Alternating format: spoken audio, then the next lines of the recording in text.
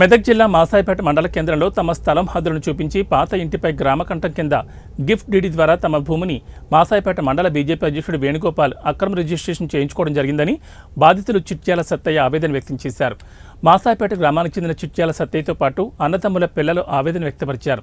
అనంతరం పాపన్న గారి వేణుగోపాల్ బీజేపీ అధ్యక్షుడు తన ఇంటి నెంబర్ గ్రామ కార్యదర్శి ఇంటి పన్ను ఇవ్వగా ఆ నెంబర్తో రెవెన్యూ అధికారులను మోసం చేసి 277 సర్వే నెంబర్ గల 75 గజాల ఇంటి స్థలాన్ని హద్దులను చూపిస్తూ అదే గ్రామానికి చెందిన రజక సత్యనారాయణ తన కుమారుడైన వేణుగోపాల్ ప్రస్తుత బీజేపీ మండల అధ్యక్షుడు గత ఏడాది డిసెంబర్ 3న గిఫ్ట్ డీడీ ద్వారా రిజిస్ట్రేషన్ చేయించాడు.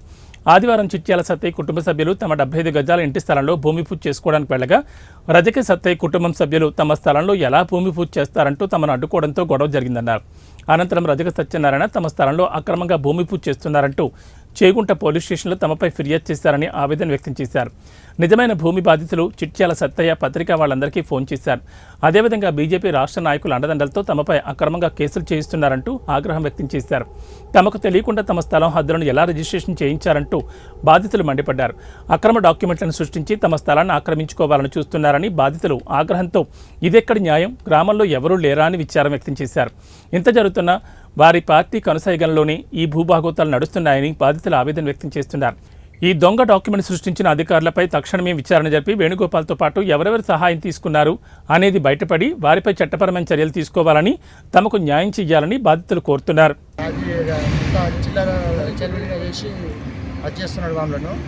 ఈరోజు భూమి పూజ జరుగుతుండే కూడా వచ్చి ఆపేయడం జరిగింది.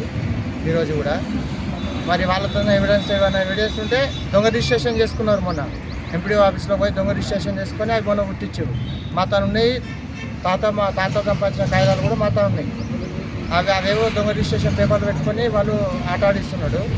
అవి బీజేపీ లీడరు వేణుగోపాల్ అంటే ఆట ఆడిచి పిఎస్ఐ ఇవ్వడం జరిగింది.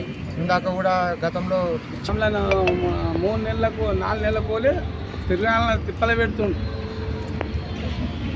ఎక్కడెక్కడ తిరుగుతున్నాం మా భూమి పెద్ద మనుషులు అందరూ వచ్చి దయచేసి మాది అయితే మాకేయని, వాళ్ళదైతే వాళ్ళకేయని, రఘునందర్ రెడ్డి పట్టుకొని ఓటుకు రమ్మనగానే పోతా. మా భూమి కాబట్టి కొన్న భూమి కాదు ఇది. ఇప్పుడు ఎవరు ఆపుతున్నారమ్మా?